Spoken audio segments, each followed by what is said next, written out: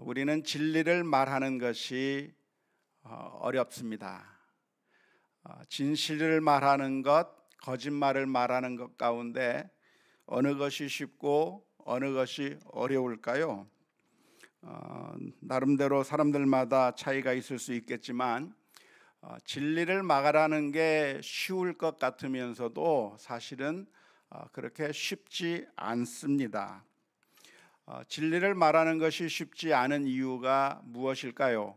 그것은 진리를 말하게 되면, 진실을 말하게 되면 그러면 우리들의 민낯이 드러나기 때문에 그렇습니다. 우리들의 더러운 모습들이 그대로 드러나기 때문에 진실을 말한다고 하는 것이 어려운 것이죠. 사람이란 어떤 존재인가?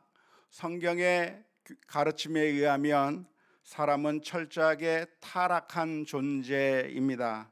죄성으로 가득한 것이 사람입니다. 따라서 사람은 좋은 면을 보여주고 싶겠지만 그러나 필연적으로 좋지 않은 면들이 많이 있는 겁니다. 정말 부끄러운, 수치스러운 모습들을 가지고 있는 것이 인간의 모습일 수밖에 없는 것이죠. 실수하고 쉽게 분노하고 쉽게 넘어지고 또한 탐욕적이기도 하고 이기적이기도 하고 정말 온갖 더러운 모습들을 가지고 있는 우리들의 모습이 늘 나타낼 수밖에 없기 때문에 있는 모습 그대로를 보여주는 것은 수치스러울 수밖에 없는 것이고, 진실을 드러낸다고 하는 것은 그만큼 아픈 것일 수밖에 없기에 진실을 말하는 게 쉽지 않은 것입니다. 따라서 누군가 진실을 말한다고 하면 진실을 말하지 못하도록 위협하기도 하고, 진실이 드러나게 되면 정말 부끄럽기 때문에, 진실이 드러나게 되면 수치스럽기 때문에 그렇게 진실을 가리려고 하는 그런 모습을 볼 수가 있는 것이죠. 우리가 진실을 말하면 사람들이 환영하는 것이 아니라 오히려 미워하게 될 것입니다. 저 헬라의 철학자 플라톤이라고 하는 사람이 있는데요, 그 플라톤이 한 말이 있는데 그 말 가운데 하나가 무슨 말이 있냐면, 진실을 말하는 자는 그 누구보다 미움을 받을 것이다 라고 이야기를 했어요. 공감이 되십니까? 진실을 말하게 되면 진실을 말한다고 좋아하는 것이 아니라 모두가 다 미워하게 되고 싫어하게 될 거라고 하는 그런 의미입니다. 이러한 예는 멀리 가서 찾아볼 것도 없습니다. 바른 말을 하고 진실을 이야기하면 사람들이 귀를 기울여주고 그렇구나 그렇게 공감하는 것이 아니라 오히려 진실을 말했던 사람이 어려움을 겪는 모습들을 많이 보게 되는 것이죠. 정말 작심하고 결단해서 정말 문제들을 이야기하면 그 문제들을 이야기한 사람이 오히려 사람들로부터 미움을 받게 되고 심지어 고발을 당하게 되고 처벌을 받게 되기도 하고, 잘못한 사람은 멀쩡한데 잘못한 것에 대해서 이야기하는 사람은 처벌을 받게 되는 그런 일들이 우리 삶 가운데서 많이 일어나게 되는 것이죠. 늘 그래왔던 것 같아요. 성경에도 보면 이런 예가 있습니다. 헤롯 왕이라고 하는 사람은 자신의 동생의 아내를 가로채는 일을 했습니다. 동생의 아내를 빼앗아 결혼을 해버린 것이죠. 이것이 얼마나 하나님 앞에서 큰 죄악입니까? 그렇기 때문에 세례 요한은 그것을 지적했습니다. 그렇게 자신의 동생의 아내를 빼앗아 아내를 삼는 것은 하나님 앞에 범죄하는 일이라고 이야기했을 때 그 이야기를 들은 헤롯 대왕이 회개하며 하나님 앞에 돌아온 것이 아니라 이 세례 요한을 감옥에 가두어 버리고 만 것이죠. 결국에 이 세례 요한은 처형을 당하게 되는, 잘못은 헤롯 대왕이 했는데 그 잘못에 대해서 진실을 이야기하고 회개를 촉구했던 세례 요한이 오히려 처형을 당하게 되는 이런 모순된 일들을 성경에서 보게 되는 것이죠. 이러한 일들이 늘 비일비재하게 일어나기 때문에 오늘날에는 세례 요한과 같이 행동하기보다는 진실을 알면서도 눈 감아버리고, 진실을 알면서도 입을 닫아버리고, 악을 행하고 있는 권력자들 앞에서 아무 이야기도 하지 않는 그런 일들이 우리 주변에서 많이 일어나게 되는 것입니다. 구약 성경에 보면 아합 왕이라고 하는 사람이 있었는데, 그 아합 왕을 향해서 미가야 선지자는 진실을 이야기해 줍니다. 하나님께서 들려주신 그 하나님의 말씀을 선포합니다. 하지만 이 아합 왕은 미가야 선지자의 말을 들으려고 하지 않았습니다. 여호사밧 왕이 아합 왕에게 말하기를, 우리 나라에, 당신의 나라에 선지자가 없습니까? 선지자에게 좀 들어봅시다. 선지자에게 좀 이야기를 들어보고 우리가 무슨 일을 결정해 봅시다 하는데, 이 아합 왕은 미가야 선지자를 불러서 듣고 싶어 하지 않았습니다. 열왕기상 22장 8절 말씀에 보면 이렇게 기록되어 있습니다. 이스라엘 왕이 여호사밧 왕에게 이르되, 아직도 이물라의 아들 미가야 한 사람이 있으니 그로 말미암아 여호와께 물을 수 있으나 그는 내게 대하여 길한 일은 예언하지 아니하고 흉한 일만 예언하기로 내가 그를 미워하나이다. 이 미가야 선지자는 일부러 나쁜 것 이야기하겠어요?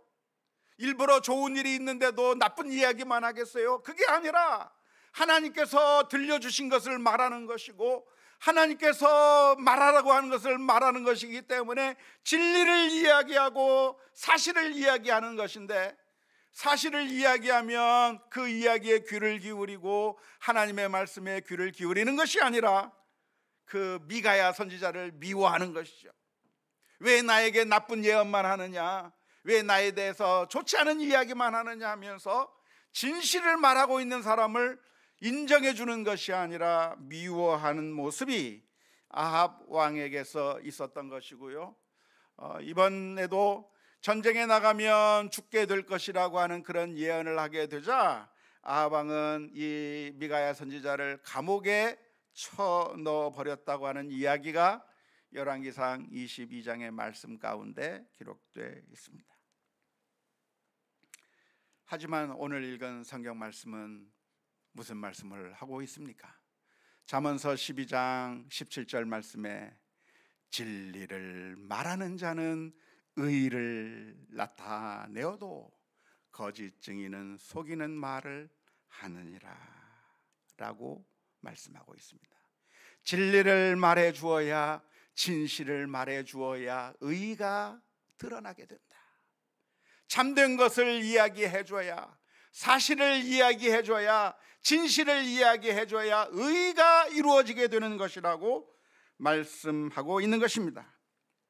따라서 선지자들은 참된 것을 이루기 위해서, 하나님의 의를 이루기 위해서 목숨을 아까워하지 아니하고 진실을 이야기했는데요, 나단 선지자 같은 경우는 다윗 왕 앞에 나가서 다윗 왕의 죄를 지적해 주었습니다. 다윗 왕을 향해서 당신이 밧세바를 취하고 그 남편을 죽인 것이 하나님 앞에 죄악이라고 하는 사실을 담대하게 이야기한 것이죠.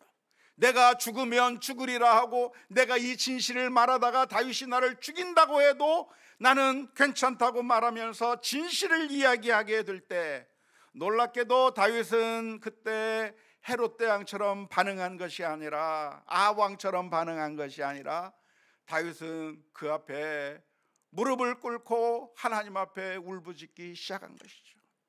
진실을 애써 감추었었고, 진실을 바라보지 않으려고 했었고, 자신의 그 더러운 모습을 일부러 꼭꼭 감추어 두어서 아무 일도 없었을 것이라고 그렇게 생각하고 있던 그 다윗, 이제 적법하게 그 과부가 된 여인을 아내로 맞이했고, 그리고 그 남편은 전장 최전방에 보내서 내가 죽인 게 아니라 상대방의 화살에 맞아 죽었던, 그런 깔끔하게 모든 일을 처리했기 때문에 이제는 아무도 자신이 저질렀던 그 죄를 모르고 모든 것이 완벽한 완전 범죄를 이루었다고 생각하며 안심하고 있었던 그 다윗을 향해서 나단 선지자가 죄악을 드러내 이야기해 준 것이죠.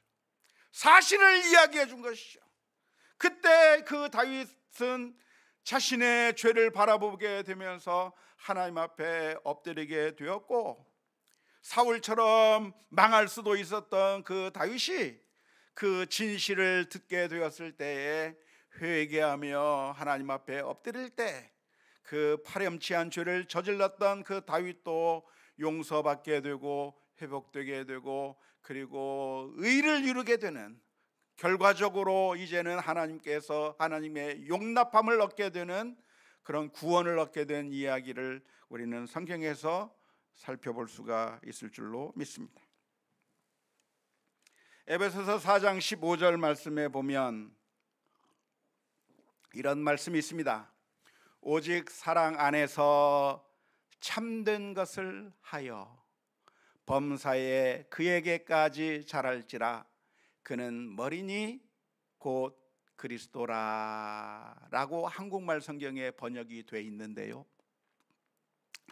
정확한 번역을 한다고 하면 참된 것을 하여가 아니고 그 앞에 말자를 하나 집어넣어서 번역을 해야 제대로 된 번역이라고 할 수 있을 것 같아요. 더 이해가 쉬운 번역이라고 할 수 있을 것 같아요. 사랑 안에서, in love, 사랑 안에서 참된 것을 말하여, speaking the truth, 진실을 말해 주어서, 진실을 이야기해 주어서, 그래서 모두가 다 범사에 예수 그리스도에게까지 영적으로 성숙하도록 만들어라 하는 권고가 에베소서 4장 15절의 말씀입니다.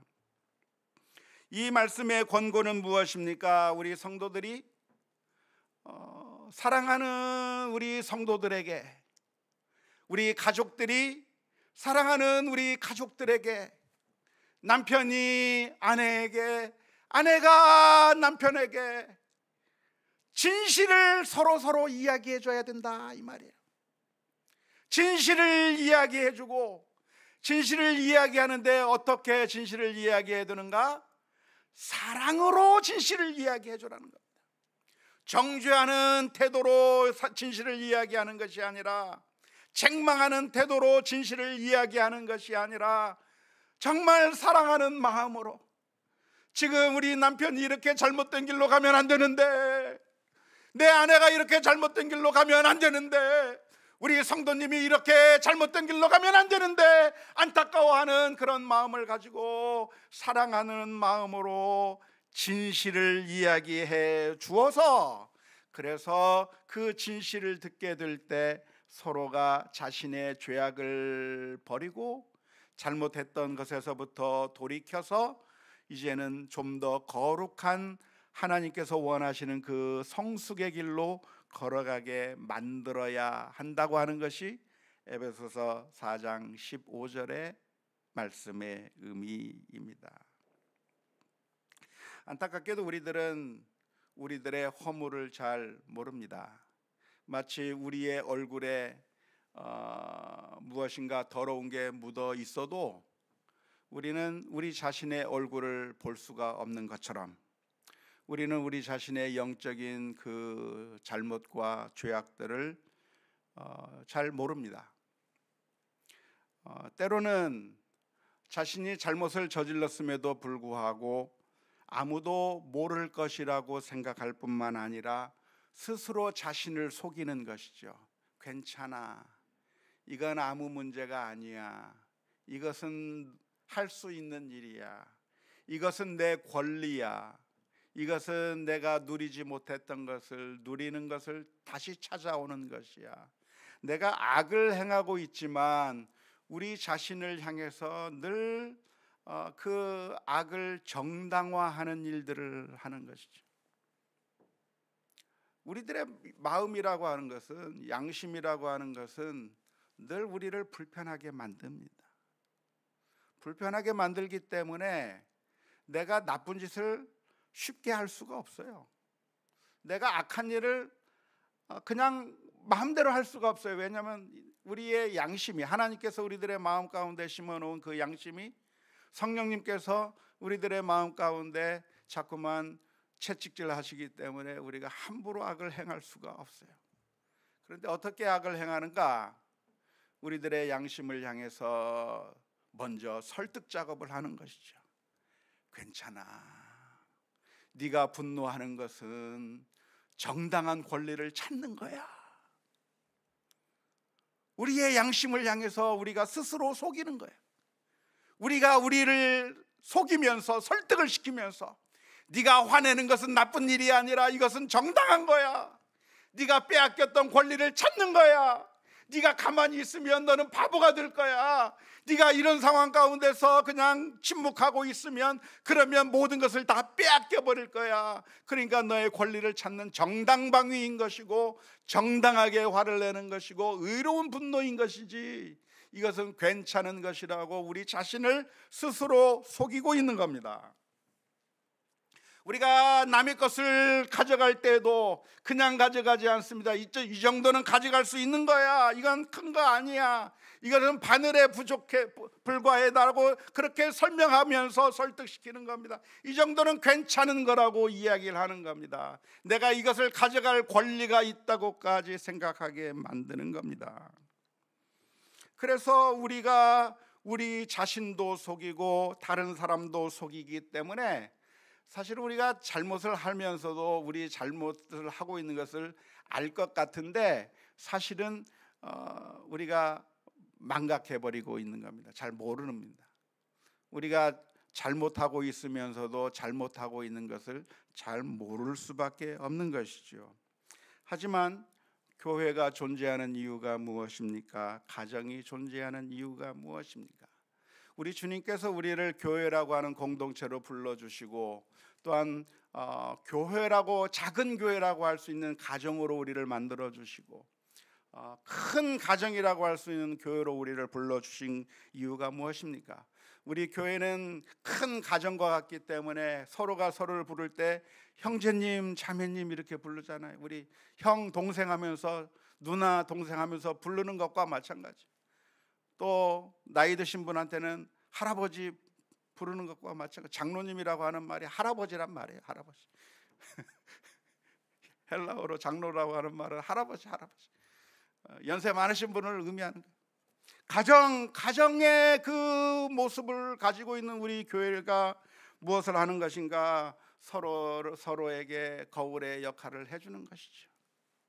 당신의 얼굴에 묻어있는 그 더러운 모습을 한번 봐라, 나가기 전에 거울 한번 들여다보라고 그렇게 진실을 말해 주어서, 그래서 자신의 죄를 깨닫고 뉘우치고 그리고 바른 길로 갈 수 있도록 서로가 서로에게 진실을 말해 주어야 하는 것입니다.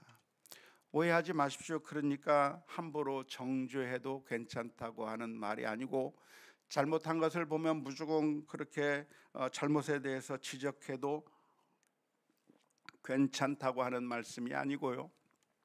이 에베소서 4장 15절에서 하는 말씀이 무엇이냐면 사랑으로 해라, 이 말이에요. 사랑으로 진실을 말해라.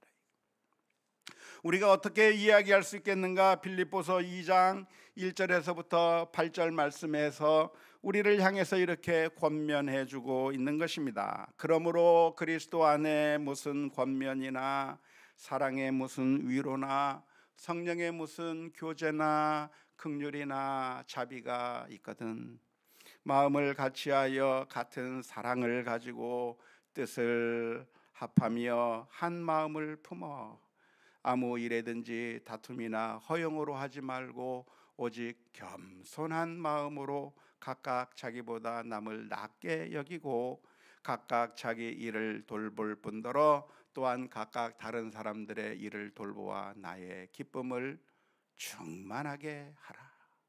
너희 안에 이 마음을 품으라. 곧 그리스도 예수의 마음이니 그는 근본 하나님의 본체시나 하나님과 동등됨을 취할 것으로 여기지 아니하시고 오히려 자기를 비워 종의 형체를 가지사 사람들과 같이 되셨고 사람의 모양으로 나타나사 자기를 낮추시고 죽기까지 복종하셨으니 곧 십자가에 죽으심이라.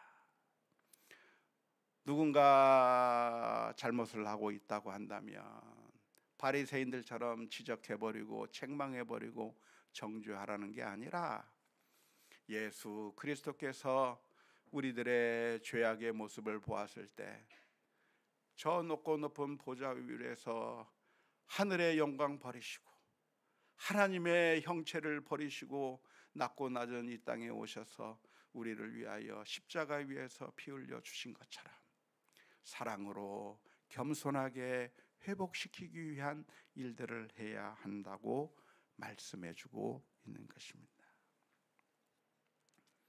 따라서 오늘 우리가 살아가는 동안에 우리 교회는 서로 사랑으로 서로를 세워줄 수 있는 그런 믿음의 공동체가 되어야 되겠고 우리 가족들도 우리 가정도 그렇게 서로 사랑으로 세워질 수 있는 그런 믿음의 가정, 진리를 사랑 가운데 말할 수 있는 귀하고 복된 가정이 될 수 있기를 주님의 이름으로 축원합니다. 여기서 진리를 말한다고 하는 것은 또 한편으로는 재판에서 거짓 증언을 하지 않는 것을 의미하기도 합니다. 우리 성도들은 정의를 추구하는 일에 마땅히 해야 할 것입니다. 우리가 편들어야 할 것은 악한 자나 불의한 자의 편에 설 것이 아니라 손해를 당하더라도 진실의 편에 서야 되고 진리의 편에 서야 하는 것이고요. 그래서 진리의 편에 서서 정의가 이루어지게 하는 것이 우리 성도들의 모습이어야 하는 것입니다. 하지만 안타깝게도 오늘날의 수많은 사람들이 진실을 이야기하기보다는 참된 것을 증언하기보다는 거짓을 증언하는 경우가 너무나도 많습니다. 뻔히 모든 사람들이 다 아닌 걸 아닌데 맞다고 우기는 그런 일들이 벌어지고 있어요. 모든 사람들이 저건 아니라고 하는데 이건 괜찮다고 우기는 일들이 우리 사회에서 벌어지고 있어요. 우리 성도 중에는 그래서는 안 되는 거예요. 우리 성도들. 그런데 왜 그런 일들이 벌어지고 있는가? 왜 우리 사회에서 우리 삶 가운데서 그런 일들이 자꾸만 벌어지고 있는가? 진실이 아닌 거짓의 편에 서고 거짓의 증인들이 되어가고 있는가?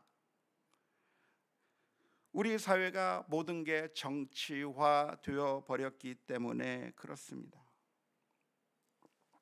모든 것이 정치화 되어 버려서 우리 편인가 우리 편이 아닌가라고 하는 이분법으로 편가르기가 이루어져 버렸고, 그래서 모든 것이 진영 논리로 평가되면서 선악을 결정할 때, 이것이 옳고 그름을 결정할 때 진실에 의해서 결정하는 것이 아니라 우리 편에 유익한가 우리 편에 유익하지 않는가로 결정을 하는 정치의 노예가 되어버렸기 때문에 이런 일들이 자꾸만 벌어지고 있는 것입니다. 하지만 우리 성도들은 정치의 노예가 될 것이 아니라 진리를 바로 볼 수 있는 눈을 회복해야 되는 것이고, 언제 어디서든지 어떤 진영 논리에 따라서 말을 바꾸는 사람들이 아니라 참된 것은 참이라고 말하고 아닌 것은 아니라고 말하는 선의 편에 서고 악의 편에 서지 않는 그런 믿음의 결단들이 있어야 될 줄로 믿습니다. 오늘 그 말씀이, 이 잠언서의 말씀이 우리를 향해서 그렇게 가르쳐주고 있는 것이죠. 뿐만 아니라 오늘날 진실의 편에 서지 않는 이유가 무엇입니까? 우리가 진실의 편에 서게 된다고 한다면 이런 모양 저런 모양으로 위협이 가해지기 때문에 그렇습니다. 내가 진실을 이야기하면 다치는 세상이 되어버린 것이죠.